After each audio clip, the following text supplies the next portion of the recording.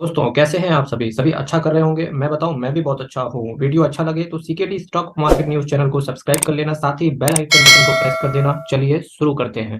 Hello friends, आज मैं आपके सामने क्वांट म्यूचुअल फंड की बात करने जा रहा हूं। तो इसका एनएवी देखिए ₹152 का है। मैक्सिमम रिटर्न की बात करेंगे तो 15.64% के सीएजीआर के हिसाब से इस म्यूचुअल फंड ने इन्वेस्टर्स को रिटर्न डिलीवर करके दिया है। 5 साल में बात करेंगे तो 24% का सीएजीआर इन्होंने दिया है। 3 साल में बात करेंगे तो 63% का सीएजीआर इन्होंने दिया है। 1 साल में बात करेंगे तो 4.69% के हिसाब से इस म्यूचुअल फंड ने रिटर्न दिया है। पर वहीं अगर मैं 6 महीने की बात करूंगा तो ऑलमोस्ट 7% के हिसाब से इस म्यूचुअल फंड ने रिटर्न दिया है। पर अगर मैं 3 महीने के आसपास चला जाऊंगा तो इस म्यूचुअल फंड ने -2% के आसपास रिटर्न दिया है। तो देखिए, कुछ चीज़ें देखने का रहेगा आपको। जैसे हर 3 महीने में म्यूचुअल फंड अपनी स्ट्रेटेजी चेंज करता है। साथ ही साथ क्योंकि 3 महीने में क्वार्टरली रिजल्ट्स आते हैं, जिन कंपनियों का रिजल्ट्स खराब हो जाता है उनको फंड मैनेजर एग्जिट करने की कोशिश करता है, या कुछ कंपनी के ऊपर एलिगेशन लग जाते हैं तो उसको उस नॉइज़ को म्यूचुअल फंड मैनेजर अवॉइड करने की कोशिश करता है। और मेरा यही मानना है कि हर 3 महीने में आपको at least CKD stock market news channel को सब्सक्राइब करके, ताकि आपको जब मैं हर 3 महीने में एक नए म्यूचुअल फंड का इन डेप्थ एनालिसिस वापस से करने के लिए आता हूं तो आपको उसकी सबसे पहले नॉलेज हो जाए। साथ ही साथ बेल आइकन को भी दबा के रख लेना, ठीक है मेरे मित्रों। यहाँ पर मैं हर म्यूचुअल फंड का इन डेप्थ एनालिसिस करता हूँ। 10 साल हो चुके हैं इस म्यूचुअल फंड को। साथ ही साथ अगर मैं स्मॉल कैप कैटेगरी में बात करूंगा तो ये नंबर 1 पोजीशन अभी भी इसने बना के रखी हुई है, स्मॉल कैप कैटेगरी ने। पर एक चीज़ यहाँ पर गड़बड़ होते हुए देखने को मिल रही है कि वैल्यू रिसर्च ने इसको रेट को कम कर दिया है, 4 रेट कर दिया है आउट ऑफ 5, ठीक है। तो इस चीज़ पर आपका फोकस होना चाहिए। अगर मैं इसके फंड मैनेजर्स की बात करूंगा तो संजीव शर्मा साहब, वासव सहगल, अंकित पांडे, ये इसके फंड मैनेजर हैं। आपको ये पता होना चाहिए कि अंकित पांडे जो साहब हैं, ये क्वांट म्यूचुअल फंड के अंदर इन्होंने काफ़ी इन्वेस्टर्स को रिटर्न डिलीवर करके दिया है। वो साफ दिखता है कि देख सकते हो आप कि रिटर्न क्या धमाकेदार इन्होंने इन्वेस्टर्स को रिटर्न डिलीवर करके दिया है। फिलहाल इसका रेट हो गया कम हो गया तो ये कंसर्न रहेगा। साथ ही साथ आपको ये चीज़ और पता होनी चाहिए कि जो भी म्यूचुअल फंड जितना ज़्यादा रिटर्न तेज़ी से डिलीवर करके देगा, साथ ही साथ उतना ही बड़ा आपका रिस्क भी हो जाएगा। तो किसी भी म्यूचुअल फंड हो चाहे शेयर हो, इन्वेस्ट करने से पहले अपना पर्सनल एनालिसिस जरूर करना, अपना रिस्क और रिवॉर्ड कि हम कितना रिस्क ले सकते हैं कैपिटल का, इन सब चीज़ों को ध्यान में रख के ही इन्वेस्ट करना, ठीक है। रिस्क आपका वेरी हाई रहता है क्योंकि mutual fund is subject to market risk and read all scheme से रिलेटेड डॉक्यूमेंट्स वेरी केयरफुली। यही मानना है मेरे मित्रों, बहुत सधे हुए म्यूचुअल फंड में इन्वेस्ट करो। आप एकदम से तगड़े रिटर्न की तरफ कभी मत जाएं। थोड़ा थोड़ा कोई म्यूचुअल फंड अगर आपको 15 से 16% भी अगर कोई mutual fund year on year basis पे कंपाउंड करके अगर कोई रिटर्न डिलीवर करके दे दे तो भी आप एक अच्छा कॉर्पस खड़ा कर सकते हो। फिलहाल अगर मैं क्वांट स्मॉल कैप की बात करूंगा तो क्वांट एक ऐसा म्यूचुअल फंड है जो आज की डेट पे चाहे टैक्स सेवर फंड की बात करूँ, स्मॉल कैप की बात करूँ, इवन मैं मिड कैप की बात करूँ या लार्ज और मिड कैप के कॉम्बिनेशन की बात करूँ, तो हर क्षेत्र में इस क्वांट म्यूचुअल फंड बीट करते हुए आगे बढ़ रहा है। 3,578 करोड़ का एसेट साइज इसका, तो देख सकते हैं कि धीरे धीरे इन्वेस्टर्स का ट्रस्ट इस कंपनी के ऊपर भी आगे बढ़ रहा है। 0.62% का एक्सपेंस रेशियो लेते हैं ये, जो कि डिसेंट दिखता है। यहाँ से 3.56% का कैश होल्ड करके ही चलते हैं, जो कि अच्छा है। Nifty small cap 250 total return index को इन्होंने बेंचमार्क के रूप में लिया हुआ है, जो कि ठीक है।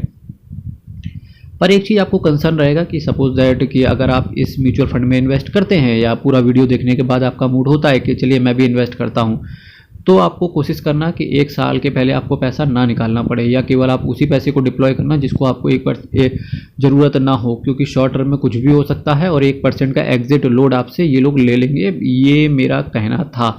साथ ही साथ चलिए कुछ सेक्टर्स की बात करते हैं, किन सेक्टर्स में कंपनी ने इन्वेस्ट किया हुआ है, किन सेक्टर्स में कंपनी ने इन्वेस्ट किया है, कौन कौन से शेयर्स में चेंजेस हुए हैं, इससे रिलेटेड भी मैं बात कर लेता हूं। फाइनेंशियल देखिए, इन्होंने सबसे ज़्यादा प्रायोरिटी फाइनेंस को दी है। Consumer staples, metals and mining, देखिए ये सेक्टर्स हैं जहां पर आपका पैसा रहता है। Metals and mining, services, energy, health care, chemical, construction, material, textile, communication, automobile, capital goods, technology, consumer discretionary, ये कुछ सेक्टर्स हैं जहां पर म्यूचुअल फंड ने पैसा डाला हुआ है असेट मैनेजमेंट कंपनी ने। अब उस सेक्टर्स के अंदर शेयर्स की बात कर लेते हैं तो मैं बात करूंगा, देखिए स्मॉल कैप कैटेगरी फिर भी इन्होंने रिलायंस इंडस्ट्रीज़ को लिया है। रिलायंस इंडस्ट्रीज़ को शायद इस वजह से लिया होगा क्योंकि रिलायंस इंडस्ट्रीज 2 से 3 साल के अंदर अगर मैं बात करूँ पास्ट में तो प्रेशर में रहा है काफ़ी, रिटर्न इन्वेस्टर्स को डिलीवर करके नहीं दिया है। पर ऐसा लगता है जैसे रिलायंस इंडस्ट्री में इनको ऐसा लगता होगा कि अब ब्रेकआउट आएगा और जो रिलायंस इंडस्ट्रीज़ को फाइनली 4,000 रुपये तक लेके जा सकता है। तो देखते हैं क्या ऐसा होता है कि नहीं होता है। फिलहाल रिलायंस इंडस्ट्रीज़ में दम बहुत दिखता है, पर रिलायंस इंडस्ट्रीज़ को एक चीज़ करना पड़ेगा कि अपने बिजनेस को डिमर्ज कर देना पड़ेगा, तभी एक रिलायंस इंडस्ट्रीज़ का प्राइस अब अपमूव के लिए ऊपर की तरफ आगे बढ़ते हुए देखने को मिलेगा। इसके साथ साथ अगर मैं आईटीसी की बात करूं, जहां पर आपका 5.64% पैसा डिप्लॉय है। आईटीसी एक ऐसा शेयर था जो कि काफ़ी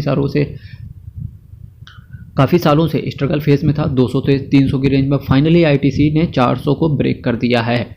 ठीक है, आईटीसी हो गया। एचडीएफसी बैंक में भी देखो पैसा लगा हुआ है आपका, Jindal stainless, RBL bank, IRB infrastructure, Punjab national bank, Bikaji foods, कुछ अदर्स में है जिनमें से Usha Martin, just dial, Himachal futuristic, Hindustan copper, Arvind, India cement, Aegis logistics, RKN chemicals, Zensar tech, VRL logistics, TV eighteen broadcast, Anand Rathi, Pricol, Natco pharma, Stylam, EID Parry, Sula vineyard and मैंने infrastructure, blue star, Nitin spinners, Jammu and Kashmir, Primo chemicals, granules, Sahyog multibase, Delta corporation, जैस engineering.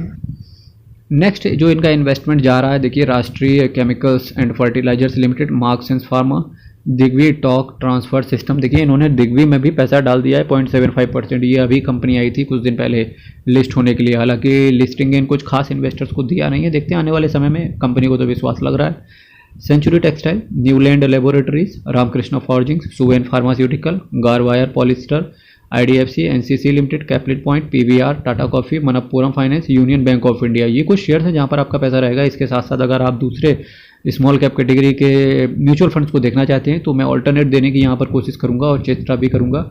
जबकि मैं maximum अगर मैं return की बात करूँ तो सबसे ज़्यादा देखिए बंधन म्यूचुअल फंड आईडीएफसी ने 28% के CAGR के हिसाब से मैक्सिमम रिटर्न डिलीवर करके दिया। बैंक ऑफ इंडिया एक अच्छा फंड हाउस है जिसने 27% का रिटर्न मैक्सिमम दिया अपने इन्वेस्टर्स को।